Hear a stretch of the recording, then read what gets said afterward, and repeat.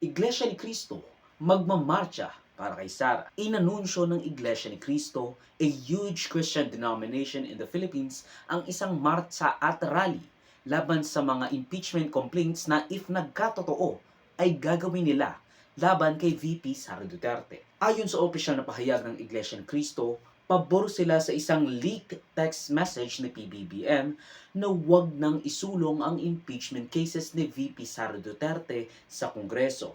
They echoed sentiments made by PBBM na mas marami pang kailangang gawin ang gobyerno bago atupagin ang impeachment complaints na inihain ng mga progresibong grupo laban sa pangalawang Pangulo. Maalala natin nitong VP Sara-centric previous month ng NIDW Weekly Recaps ang mga outbursts at generational crash out ng ating Vice Presidente dahil sa investigasyon sa mga anomalya sa kanyang confidential fund acknowledgement receipts. Now with a star-studded cast including the Makabayan Bloc, the Majority Bloc, VP Sara Duterte herself, OVP Chief of Staff Zuleika Lopez at ang ating guest star na si Mary Grace Piatos. They have even found out na 400 na pangalan na pumirma sa mga acknowledged receipts ng confidential fund ay walang birth certificate sa PSA.